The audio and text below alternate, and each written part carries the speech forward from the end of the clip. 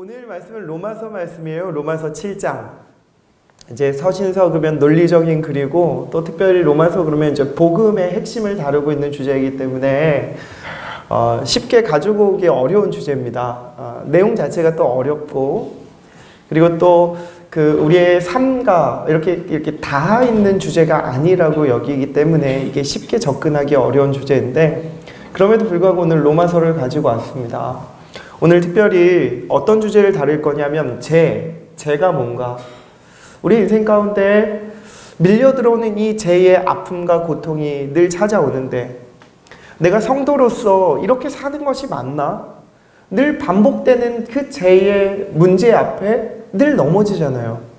똑같은 그 죄의 주제, 그러니까 우리가 넘어지는 지점에 반복해서 넘어지는 우리가 습관적으로 짓는 죄들이 있죠.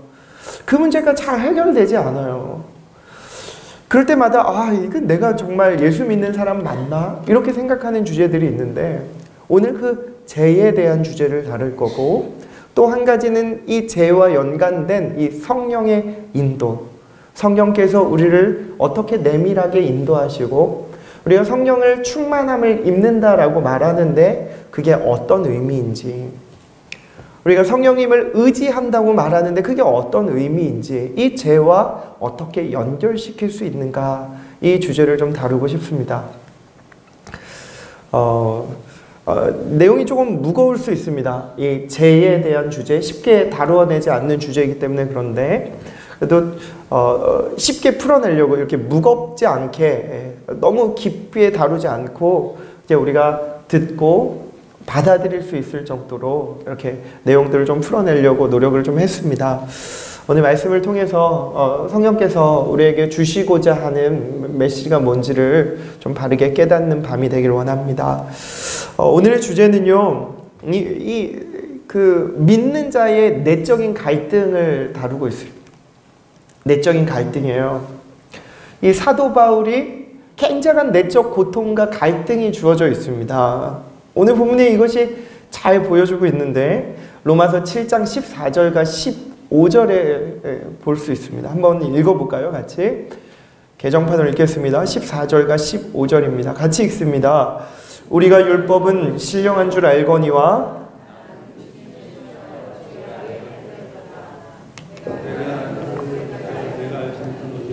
곧 내가 원하는 것은 행하지 아니하고 도리어 미워하는 것을 행함이라. 이 14, 15절에 뭐라고 얘기하고 있습니까? 이 거듭난 그리스도인, 믿는 우리들이 연약하다라는 거예요. 어떤 부분에 연약하냐면 이 죄에 대한 부분에 연약함을 가지고 있다라고 사도 바울은 이야기하면서 깊은 탄식을 하고 있습니다. 오호라 나는 공고한 사람이로다 그러면서 이 사도 바울이 탄식하고 있지 않습니까? 이 죄에 대해서 너무나 치명적으로 약한 자신의 모습을 보게 되는 거죠. 그러면서 14절에 보면 제 아래에 팔렸도다 이런 동사가 있어요. 제 아래에 팔렸도다. 이 동사는 주로 포로들이나 노예들을 파는 것을 나타낼 때 사용되는 단어예요. 그러니까 당시에 포로와 노예를 이렇게 팔고 이 종살이를 그렇게 할 때에 사용했던 단어가 이 단어라는 겁니다. 다시 말해 팔린 노예가 그 주인의 지배 아래에서 벗어날 수 없듯이 사람들은, 이 죄에 팔린 자들은 이 죄의 지배와 명령에서 벗어날 수 없다라는 것이에요. 이 죄의 지배와 명령에서 벗어날 수 없는 처지라는 사실을 이 단어를 통해 잘 보여주고 있습니다. 심지어 믿는 자도, 믿는 자가 누굽니까? 여기서 말하고 있는 나라고 얘기하고 있는 이 1인칭 대명사를 쓰고 있는데 이 사람이 누구입니까? 사도 바울이죠. 우리가 그토록 존경하고 사랑하고 믿음의 대표격이라고 얘기할 수 있는 이 사도 바울이 어떻게 얘기합니까? 이 죄에게 자신이 팔렸다라고 얘기하고 있는 거예요. 죄의 지배와 명령에서 이 벗어날 수 없는 처지에 놓여 있다라는 사실을 사도 바울은 고백하고 있습니다. 이 본문에서 말하는 나는요, 이 사도 바울은 하나님의 율법을 사랑하고 이 선을 갈망하는 자들입니다. 그러니까 끊임없이 하나님을 사랑하는 자예요. 실제로 사도 바울이 그렇게 살지 않았습니까? 복음에 메인바 되어서 자신의 목숨도 아까워하지 않고 오히려 감옥에 갇혔음에도 불구하고 끊임없이 교회를 위해 기도하고 자신의 목숨을 전제와 같이 다 태워드리고도 정말 자신은 주님 때문에 기뻐한다고 고백했던 자, 그가 누굽니까? 사도 바울이죠. 이런 사도 바울이 괴롭다는 거예요. 이 죄의 문제 앞에 늘 넘어진다라고 고백하고 있습니다. 예수님을 믿고 구원받은 성도, 다시 말해서 회심한 성도도 이 성령으로 거듭났어요. 성령으로 거듭났는데 이 성령으로 거듭난 사람들은 늘 사도 바울이 예수의 은혜에 목말랐던 것처럼 동일하게 우리도 성령님의 인도하심과 그 하나님으로부터 주어지는 것에 목마를 수밖에 없는 자들이라는 겁니다. 다시 말해 이 사도 바울과 동일하게 우리도 하나님의 은혜에 목마른 자들이라는 거예요. 예수 그리스도를 통한 그 십자가의 은혜를 우리가 알기에 구원의 은총을 누리고 있는 사람들이기에 끊임없이 주님께 목말라 하고 있는 자들이라고 성경은 말하고 있습니다. 그러나 우리 세상은 어떻습니까? 이대로 끊임없이 주님을 위해 살라라고 우리가 아무리 애쓰고 노력하지만 세상은 그렇게 살도록 우리를 내버려 둡니까? 그렇지 않죠. 마귀 대적은 하나님의 백성들을 끊임없이 넘어뜨리려고 합니다. 세상의 가치관에 흔들려서 우리는 그렇게 괴로울 때가 한두 번이 아니에요. 수많은 유혹 앞에서 뿌리치기 어려운 일들이 얼마나 많이 있습니까? 구체적으로 나열하지 않아도 돈이 주는 유혹, 명예와 그리고 또 정직하게 일을 하기 시작하면 늘 손해보는 이 세상 앞에서 얼마나 넘어질 때가 많이 있습니까? 그러나 우리는 여기에 지면 안 되는 거예요. 세상에 지면 안 됩니다. 그러려면 어떻게 해야 됩니까? 적극적으로 대처해야 되는데 그것이 뭡니까? 적극적으로 대처하는 거. 막 세상과 싸우고 투쟁하면 되는 겁니까? 성경은 그렇게 얘기하지 않습니다. 적극적인 것은 거룩을 추구하는 거예요. 하나님의 거룩을 추구하는 겁니다. 예수 믿고 구원받은 성도라면 거룩에 대한 마땅한 고민이 있어야 돼요. 회심을 딱 하고 주님을 만난 그 첫사랑을 경험한 사람들은요, 막 회개가 터져 나오죠. 저도 주님 딱 만난 순간 그 입술 담을 수 없는 막 필름처럼 지나가는데 늘 이 교회에 나오고 싶은 마음들이 막 계속 드는 거예요. 그래서 한 2달 동안 매일같이 학교 끝나면은 교회에 들어들면서 주님 제가 잘못했습니다. 그러면서 늘 고백했던 주제가 이 회개기도였던 것 같아요. 회개기도. 이 2달 동안 얼마나 그 중학교 3학년 친구가 뭐 죄를 지었으면 얼마나 많이 지었겠습니까? 근데 이 2달 동안 끊이지 않고 나왔던 기도가 이 회개기도였어요. 끊임없이 이 남에게 나쁜 말 한 것, 나쁜 마음 품은 것들도 막 너무너무 내 자신이 미워지는 거 있죠. 하나님을 향한 사랑이 나에게 밀려 들어오고 주님의 십자가가 무엇인지를 아는 순간 우리는 그 주님의 은혜를 사모하고 나의 영혼이 주님 앞에 정직하고 깨끗하게 서 있기를 소망하고 갈망하게 된다라는 겁니다. 사실 제가 주의 종이 되기로 결심한 때가 그때였어요. 주님, 그 삶이 너무 행복한 거예요. 그냥 주님께 나와서 기도하고 그리고 주님 앞에 회개하고 그리고 뭔가 좀 순수하게 그렇게 인생다운 인생을 사는 것 같은 그때가요, 너무너무 행복하니까 주님, 저는 주님만 예배하고 사는 게 제일 큰 행복이네요. 주님, 제가 주의 종 되겠습니다 라고 그때 고백했죠. 사랑하는 여러분, 정말로 그렇습니다. 주님을 예배하고 주님을 찬양하고 날마다 끊임없는 회개가 터져 나오는 그때가 그 거룩을 사모하고 거룩을 흠모했던 그때가 성도의 인생 가운데 가장 큰 행복이라는 말씀이에요. 주 안에 사랑하는 여러분, 행복하십니까?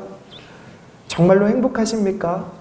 끊임없이 예수로부터 주어지는 그 회복, 사랑, 거룩, 평안함, 이런 것들이 우리 가운데 주어져 있는 건 맞습니까?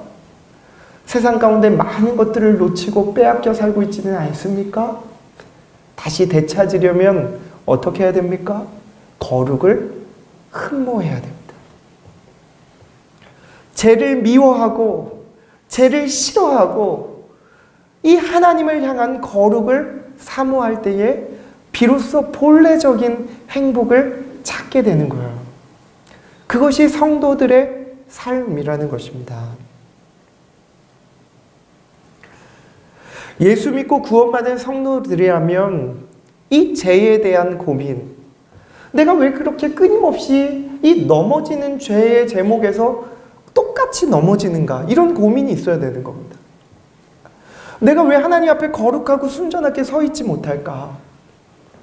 하나님 앞에 어떤 모습으로 서 있어야 되는가라는 끊임없는 그 거룩에 대한 열망들이 우리 가운데 샘솟듯 일어나야 된다라는 말씀이에요. 만약 이런 고민이 없다면 내가 구원받은 백성인가를 진지하게 고민해 볼 필요가 있습니다. 정말 하나님 앞에 내가 구원받은 백성인가?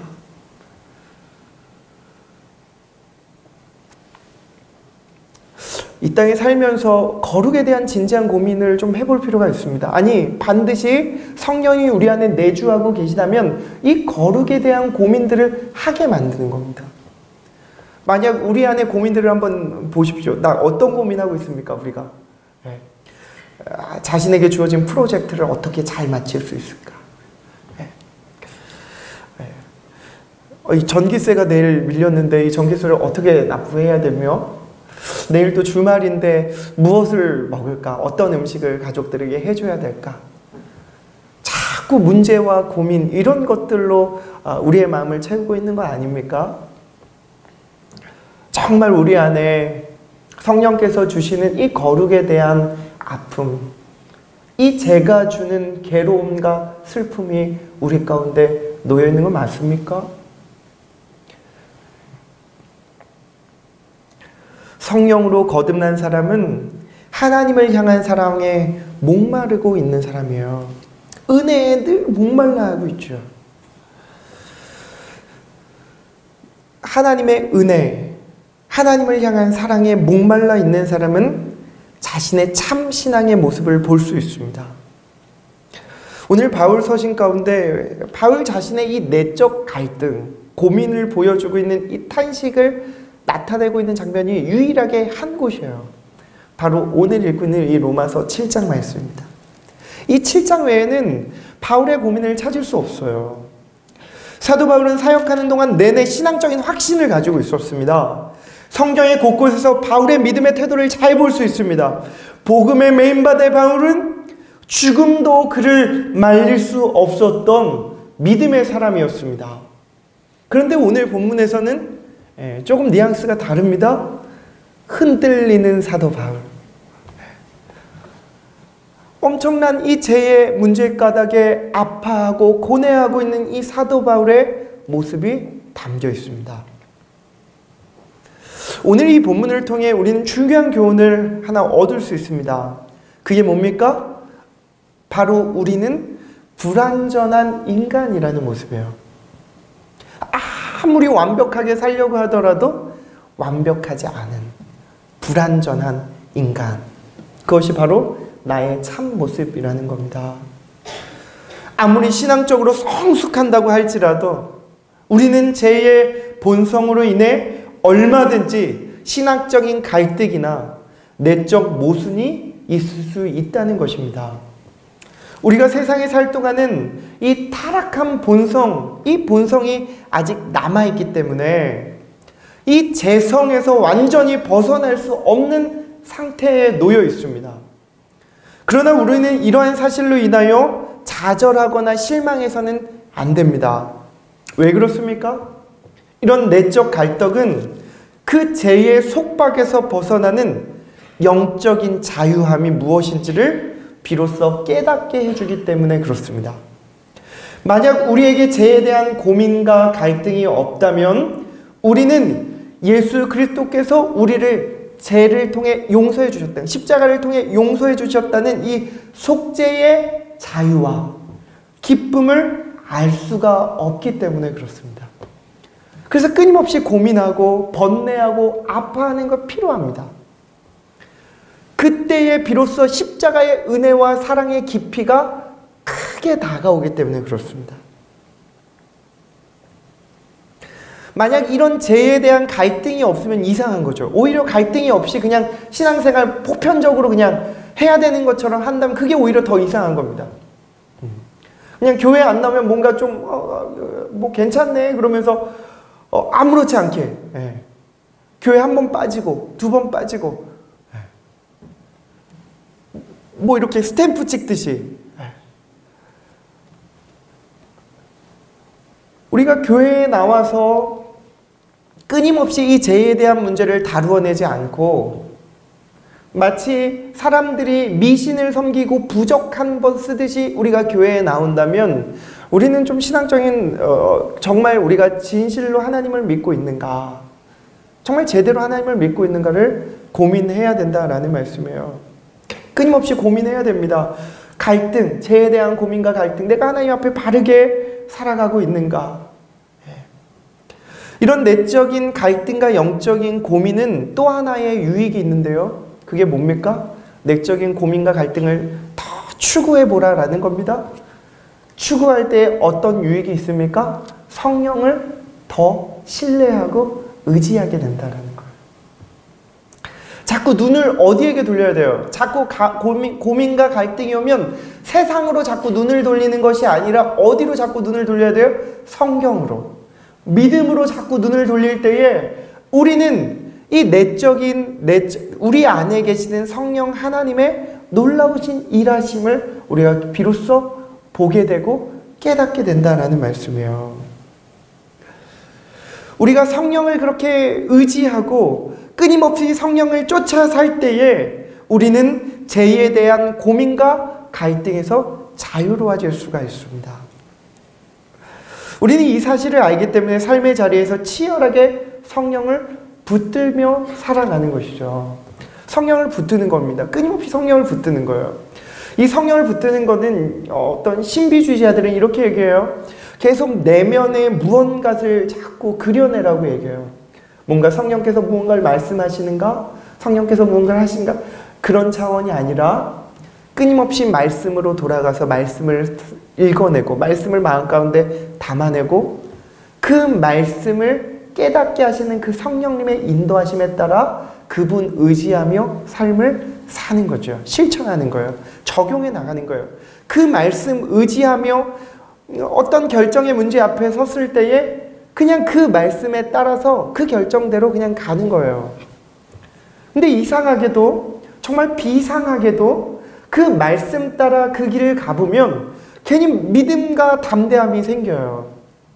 왠지 손해보는 것 같지만 그럼에도 불구하고 말씀을 쫓아 그 길 간다면 성령님의 인도하심에 따라 비상한 은혜와 감격과 감동이 그 길 가운데 놓여 있다라는 것이에요. 그것이 성령을 쫓아 사는 삶입니다. 성령 충만한 삶, 성령을 쫓아 산다는 건 다른 게 아니에요. 끊임없이 말씀으로 돌아가 성령께서 나에게 말씀하시는 바가 무엇인지를 깨닫고 그분 의지하고 그분을 쫓아가며 우리의 인생을 그렇게 주님 앞에 내어놓고 살아가는 삶, 그것이 성령을 붙드는 삶, 성령을 쫓아 사는 삶이라는 것입니다. 이 영적인 고민이 없는 사람, 죄에 대한 갈등과 고민이 없는 사람은요, 절대로 성령의 도움을 바라지 않습니다. 왜 그렇습니까? 그냥 영적인 고민 없는 사람은 모든 문제 해결이 자신에게 있다고 생각해요. 그래서 자신을 더 믿어요. 오히려 자신을 믿죠. 나만 잘하면 돼. 이 문제 해결은 내가 무엇을 어떻게 하면 돼. 이렇게 생각하기 때문에 그렇다는 거예요. 죄의 문제 앞에서 야, 내가 의지가 좀 약해서 그래. 그런 차원이 아니라는 겁니다.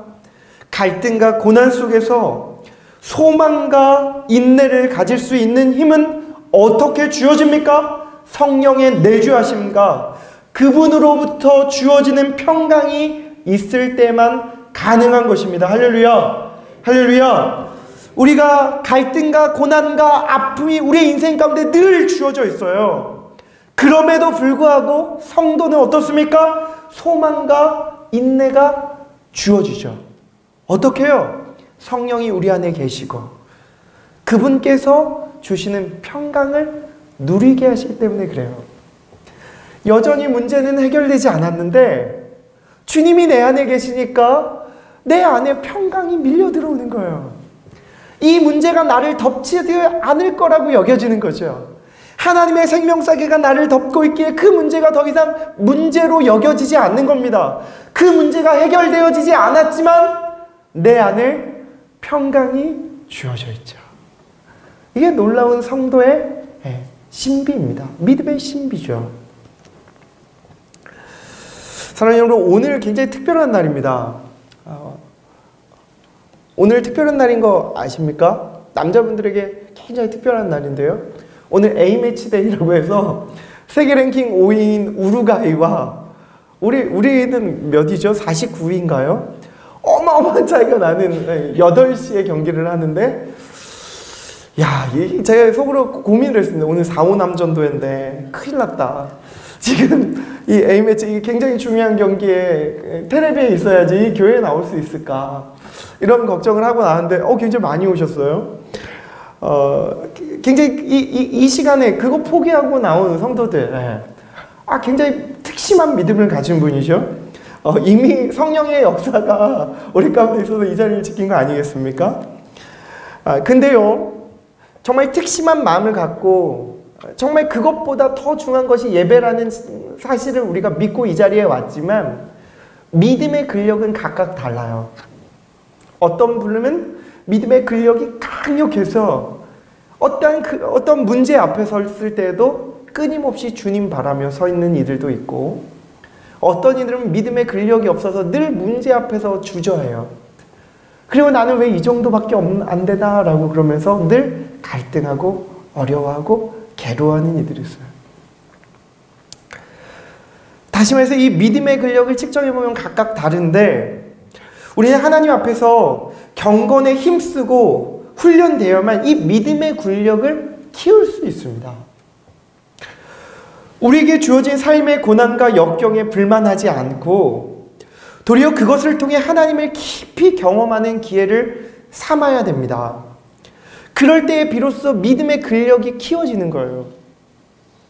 근육은 그냥 생기는 것이 아닙니다. 제가 근력 운동을 많이 했을 때가 있어요. 지금은 다 막 근력이 다 지방이 된 것 같은데요. 근데 헬스장 코치님이 늘 하는 얘기가 있었어요. 근육을 자꾸 사용해. 그러니까 이렇게 조금 더 높이라는 거예요.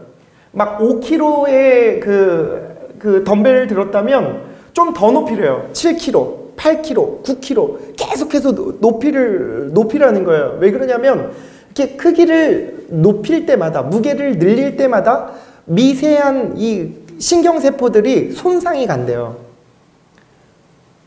무게를 더 늘릴 때마다 세미하게 이렇게 손상이 조금씩 가는 겁니다. 근데 그 손상이 되면서 근력이 생긴다는 거예요. 그러니까 마찬가지예요. 세상에서 믿음을 사용할 때 아프죠. 세상의 믿음을 쫓아, 성령에 쫓아, 말씀을 쫓아 살아가는데 자꾸 손해보는 것 같고 아프고 힘들고 사람들이 자꾸 손가락질하는 것 같고, 미워하는 사람들도 이렇게 자꾸 감싸 안으라고 성경은 이야기하고, 정직하게 사회생활 했더니 오히려 손해를 보는 것 같은 그런 문제들이 계속 우리에게 밀려 들어오지 않습니까? 그럼에도 불구하고 그 손해를 기꺼이 주님의 이름으로 감내하는 거죠. 감내하는 거예요. 그때에 조금씩 손상이 가지만 뭐가 생기는 거예요? 믿음의 근력이 생기는 겁니다.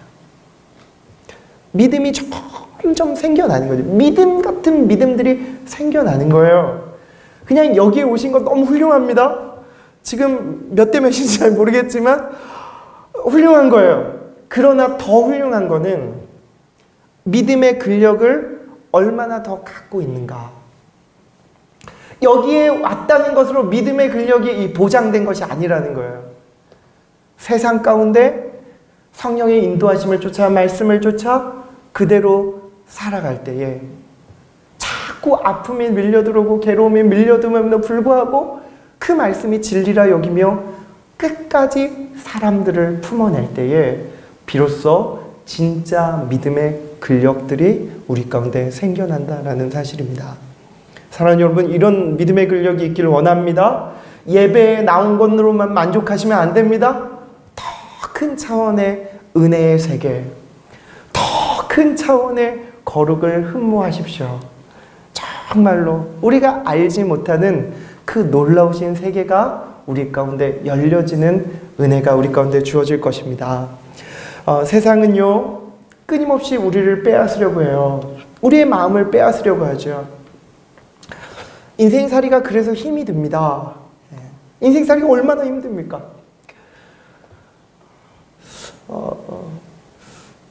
저는 늘 고백하는 주제가 있어요. 매일매일 고백하는. 하나님이 먹이시고 입히시는 분이십니다. 이 고백 안 하면은요, 늘 넘어질 것 같아요. 그래서 억지로라도 합니다. 하나님이 먹이시고 입히시는 분이, 우리 가족을 먹이시고 입히시는 분이 하나님이십니다. 라는 고백을 늘 합니다. 왜 이런 고백을 합니까? 인생살이가 만만치 않아서요. 이게 사는 게 만만치 않아요. 목사인 저도 그런데 교회의 울타리 안에서 성도들을 돌보고 살피는 이 목사의 삶도 만만치 않은데 세상의 최전방에 서 있는 우리 성도들의 삶은 얼마나 아프고 힘이 들겠습니까? 그 가정을 돌보고 세상에서 살아간다는 것 자체가 얼마나 힘이 들고 괴롭습니까? 그곳에서 믿음으로 살아가는 것이 얼마나 어렵습니까?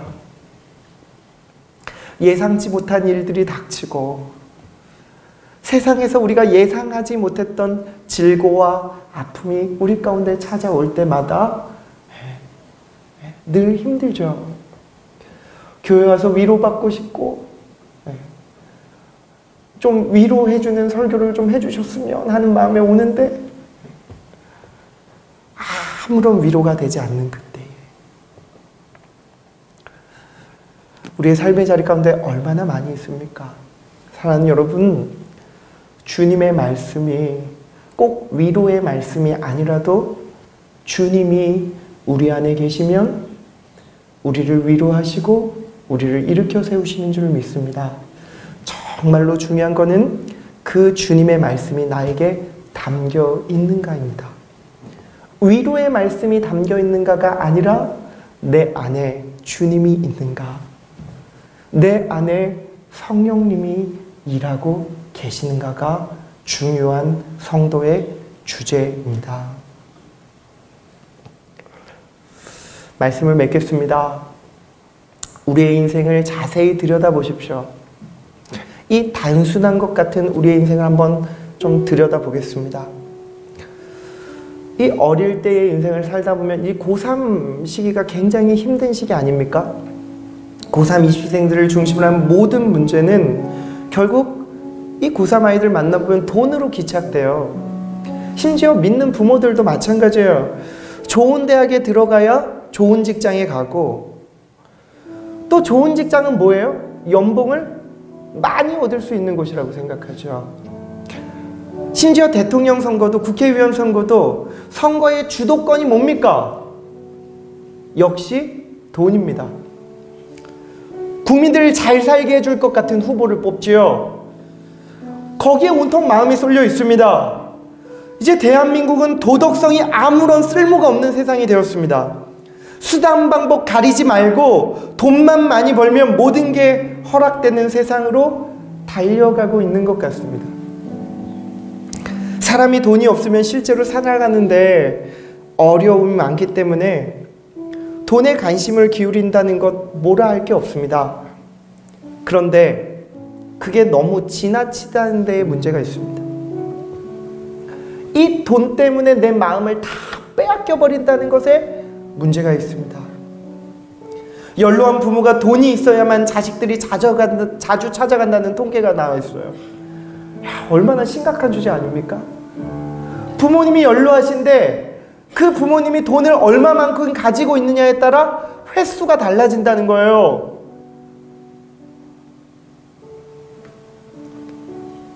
그 통계가 얼마나 옳은지 모르겠지만 가족관계마저 돈이 지배하고 있다는 사실을 부정하기 어렵습니다.